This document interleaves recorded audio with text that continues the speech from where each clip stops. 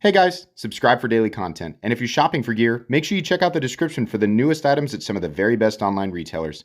There's also links for some of the items that I personally recommend. Thanks! What's going on YouTube? Metal Complex here, and today I've got a very interesting knife review / knife overview to share with you guys. This is the John Demko and Terra Mundi River Wolf folding knife. Really cool. Yeah, this is a John Demko design, brother to Andrew Demko. For those of you going, that's familiar. Why does that name ring a bell? Demko 8010, 8015, the 8020, everything with the shark lock from Cold Steel. Yeah, that would be the Demkos. So this is really interesting. Who is Terra Mundi? I don't know a whole lot about this company. Apparently they are the premium brand for Beyond EDC. Terra Mundi apparently means the world in Latin.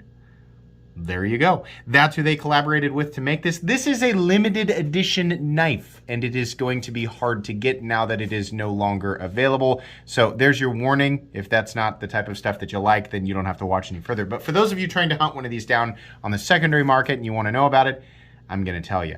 Thanks so much to my generous patrons who are supporting me right now. There's a link for Patreon right down below. Please make sure to follow me on Instagram at metal_complex. And thank you very much to the gentleman who loaned this for review. That's at Ed Knife Hands.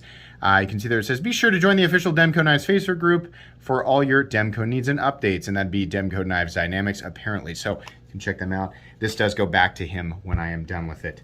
Let's go ahead and get a measurement. This is not a small knife. I mean, it'd be kind of weird for Demko to make a truly small knife, but 8.75 inches overall with a 3.75 inch blade, and then the cutting edge is coming in at 3.5 inches. I think it goes without saying that this guy is not made in the United States, but Terra Mundi, I mean, like, they're using the same type of materials that we see, you know, all the way around the premium end of the knife roll. This is TC4 titanium, which is China's grade 2, but it is exactly the same thing as America's grade 5. It's safe to assume that this thing is made in China, though I will say I cannot find anything online that specifically says that.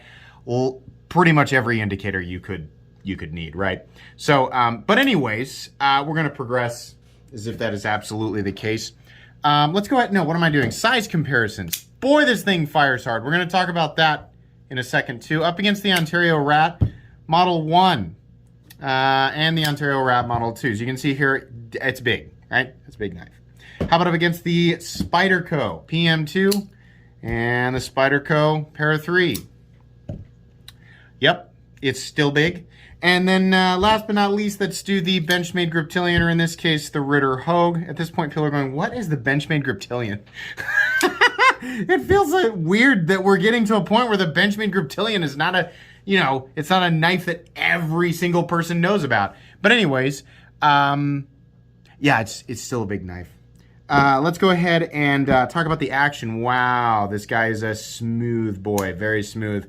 And then the actual flipping action, man, that is a perfect heavy detent breakaway with a flipper tab that has an incredible amount of leverage.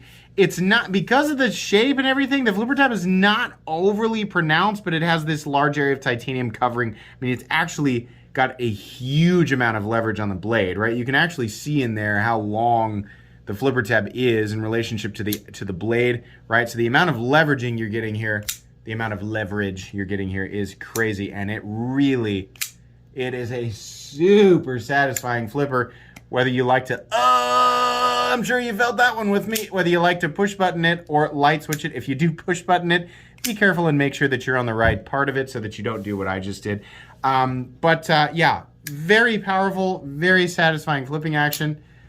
Let's do carry profile. It's really not all that thick. Kind of crazy, right? No thicker than the Spyderco Para 3. Length and height up against the PM2 and Para 3. This is where it's going to be noticeably larger. Yeah, it is definitely going to take up more space in your pocket than what a lot of people are used to.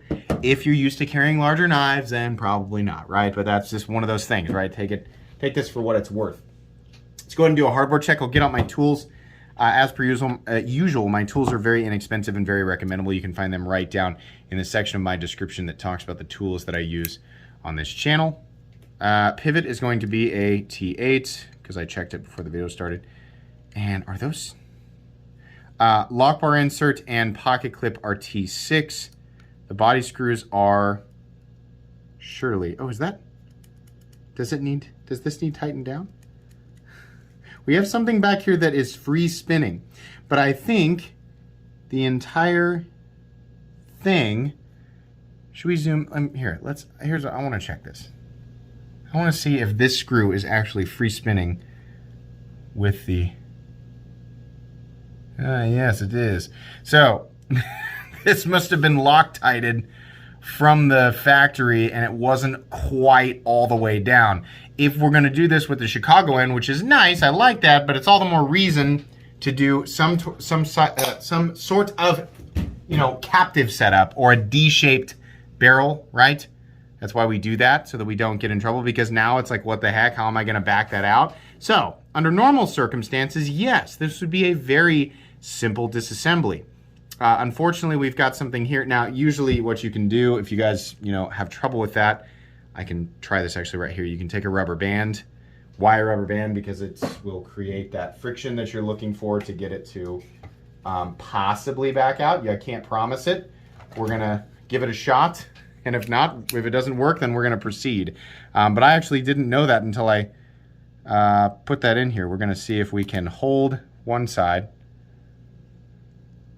Definitely creating a little bit of friction, but I don't think it's enough.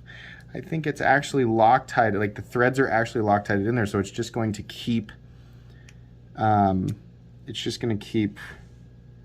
spinning. Yeah, unfortunately, it doesn't look like that's going to be enough. So that is a problem. If you are designing a knife and you want to use this setup, right? A lot of times it's a screw on each side, but if you want to use that setup, it's fine.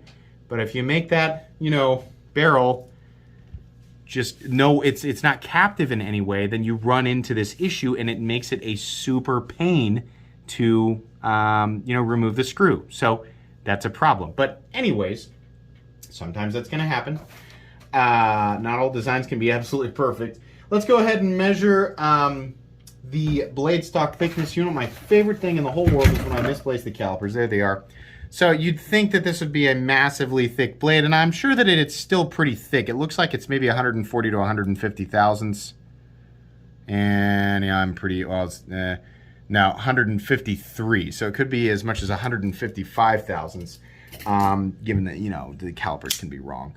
So it's a pretty thick blade, but it's also tall, and because of the taper down to the cutting edge, right, there's some redemption there for slicing ability. What's left? Have we done everything? Oh, let's take a look at the inside. You can get my flashlight down below as well. There is no skeletonization whatsoever on the inside, which brings me to my last point, my last little thing that we do here, and that's going to be weight. This is a big boy. I'm going to guess it weighs at least 6 ounces, probably 6.5. No, how about 7? Yeah, 7 ounces. That's a big boy, unless you're used to carrying, really big knives, in which case it's probably not all that big to you. Depends on what you're carrying. Most people are probably not carrying around knives this big or heavy. So for most people, this is going to be quite the knife to adjust to. It's also definitely going to be illegal in some areas. So keep that in mind before you try to go out and buy this. Okay, let's go ahead and move into the meat and potatoes here. So the first thing that I notice is, yeah, this has those Demko ergos. And anybody who's ever handled the 80-10, the 80-15, the 80-20 knows that Demko knives, specifically, does not just knives that have the triad lock. If you didn't know, the triad lock was designed by Andrew Demko. This knife is a John Demko design, but yeah, Demko lock for sure. Any of those knives that were actually designed by Demko, they have incredible ergonomics, and this is absolutely the same thing. We have these right here are not quite, these points are not prominent enough to be like you absolutely have, but these areas that you do, if you let your fingers fall in, right, you can get a full 4-finger grip here. I always prefer that they don't do this butt end where they're like, you have to put your whole, you have to make all your fingers fit in here.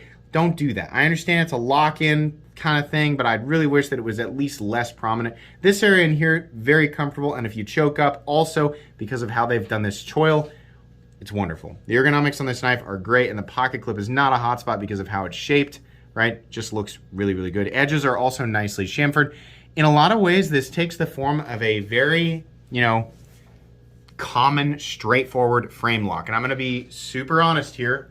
There's not a lot different between this and everything that came out between 2012 and 2017 or so, right? Where we saw like the biggest boom of titanium frame locks, right? It is just pretty much that. There's not a whole lot more going on here. We have a dark tumbled titanium frame in contrast with a light and slightly reflective titanium blade. The blade is, I'm gonna call it a drop point.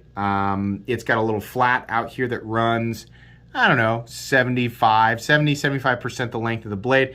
Lots of material all the way out to the tip. This is definitely a strong blade shape, and it does have a nice taper down to a reasonably thin edge, considering how thick it is at the spine. It will slice, it will cut. It's nowhere near as thick at the edge as you might think, but it's also definitely not a laser beam. So don't expect it to be, like a razor blade, but it will definitely slice, and you can do a lot of continuous work with it. It's confusing to me why there is no jimping on this guy. I would want it, about out to here is about what feels comfortable to me, but they didn't put any on there, so okay. This is M390. These were limited to 200 pieces. This is number, wow, this is an early one, 25 of 200. Shows John Demko. It says John Demko design and then TM2101. I don't know what that's all about. And then TM, well, probably Terra Mundi, something or other. So yeah, I mean, do I think M390 was the best choice for this knife? No, I don't think M390 is, you guys are gonna be quick to point out, you have tons of hard use knives that are in M390. Well, yeah, sometimes I have a choice, sometimes I don't, right? Sometimes those knives are users and sometimes they're not.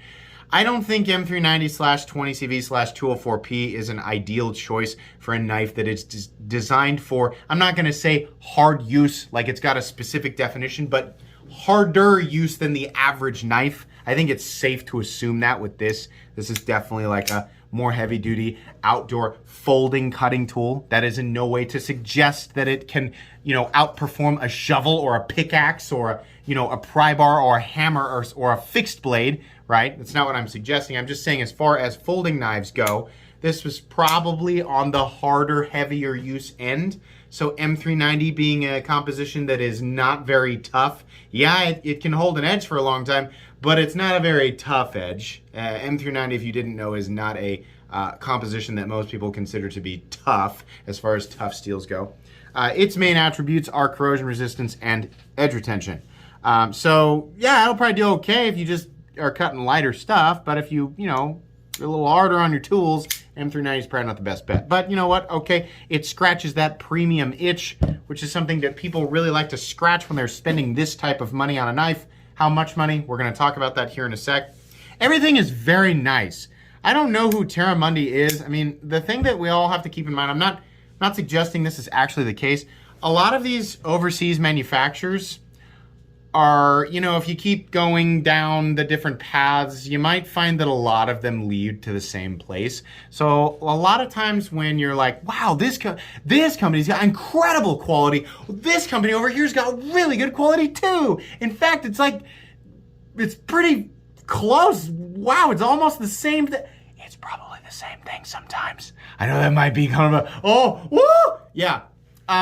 There's probably not hundreds and hundreds and hundreds of Chinese knife companies that are all putting out exactly the same quality. There are different companies for sure, but a lot of these, especially when these little teeny tiny micro brands pop up, it wouldn't surprise me if all the rivers kind of lead to the same ocean, so to speak. So, but that's fine. Whoever it is doing a really good job. This is very nice, and there are no fit and finish issues. There's a couple of design issues, but as far as the fit and finish issues goes, and the overall, manufacturing quality is extremely good and is on par or above, like especially with the action. The action is you can see it's actually that that flipping action actually has some recoil to it because of the amount of leverage and the amount of breakaway from that heavy detent. I mean, it really does have a nice, you can see there, it's a really nice heavy detent, and there's a very distinct snap when you fire it. So that's cool, satisfying, right? Pocket clip is set up to where you can mount it for left or right-handed carry. If you are left-handed, you'll have to operate it like this. It's really not that hard. I understand you folks would probably rather have your own, you know, left-handed frame locks, but it's really not all that difficult to operate, and I'm sure that most left-handed people have just figured it out by now, so I'm probably talking to nobody. But yeah, definitely. There is a lanyard hole, and it is unfortunately being prioritized over the pocket clip, which I hate. I would much rather there be a bar back here. Not that the pocket clip carries in a bad position. In fact, it's just fine. This is about medium depth, so I can't complain too much. I just really hate lanyard holes, and I'm going to keep complaining about them because I think that they are bad. But anyways, I mean, you know, unless you use a lanyard, but most people don't. It's just funny how few people use a lanyard, and yet every single knife company is like, "Wow, we got it. Where are we gonna put the lanyard hole? The lanyard hole, right?" It's like, what? There's certain things that you just don't have to have on a knife, right? Like, where are we going to put the eyelash curlers? The eyelash curlers, it's a pocket knife. You got to have an eyelash curling extension, right? Because so many people use their knife as an eyelash curler. There's not that many people using lanyard. There's like 8. There's 8. I've counted them. There's like 8 people left. We don't need them. There's always at least a few people in my comments making a valid argument, a valid hypothetical argument for a lanyard, right?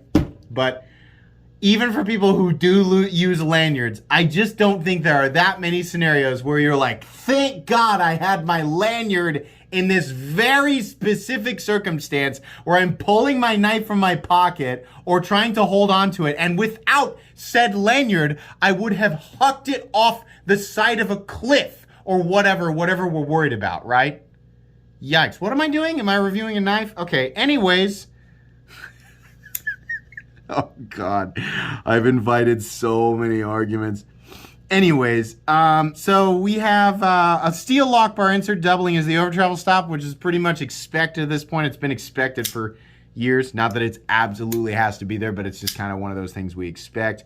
This knife is obviously running on bearings, right? It's got a nice big lanyard pin in the lanyard pin, the basic lanyard pin position. There's a little bit of shouldering there, so that's great. There's no lock stick.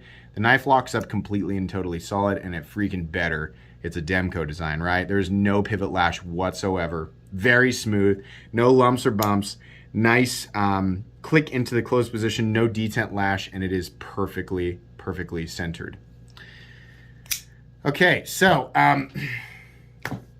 as far as gripes go, I mean, it's a big knife, right? I mean, for some people it's going to be okay. Some people it's not, right? Kind of a blocky design, but it's a comfortable block, right? Because of the shape of the pocket clip, and the pocket clip is very good, by the way. And that's a nice 3D sculpted clip, right? Which definitely adds some value there. I appreciate that. Big, heavy knife. Very good ergos, definitely made for outdoor hard use. Kind of wish that it was, if we had to go stainless, I really wish that it was like in CPM S45 VN. I think that that's just a better composition for, outdoor hard use. And it's going to be easier to sharpen anyway, especially on the fly or something like that. But definitely tougher all the way around. Outside of that, like the free spinning thing going on back here where we've got the Chicago end and it's just spinning in that barrel, I mean, that's a huge bummer. Like, if you have to take your knife apart, like, you're gonna have to mess with that every single time. So I don't like that. And, position the lanyard hole, but that's almost a joke at this point. It's not really hurting anything. The knife looks really good, and it's definitely, for anybody looking for like a big heavy duty titanium frame lock, yeah, like this is gonna do it. How much is this knife? It's freaking $308. $308. Yeah. You know what else is a titanium frame lock running on bearings using M390? The ZT 0562 tie, which is now coming in at somewhere between $300 and $320. made in the USA, or largely, right? There might be some outsourced parts here and there, but largely made in the USA. I just don't understand what it is about. Like there are a lot of and I'm not against Chinese-made knives. Like there are still people, you know, if you're just floating into my channel for the first time, right? Or and maybe my channel is your first venture into the knife world, then you're gonna go, I've heard that China knives are bad. They are low quality. That's true if you're shopping at a gas station, right? Or you're shopping at, you know, you're buying your pocket knives from like Home Depot or something like that. Yeah, definitely. But there are also Chinese companies that make exceptionally high quality knives. In fact, some of those companies make arguably some of the highest quality production folding knives on earth by a landslide. And I know that's going to be hard to hear, right, for some people. But that is true. If you're just now setting foot in the knife world, it's true. That's actually the case. This is definitely up there in the higher tier, right?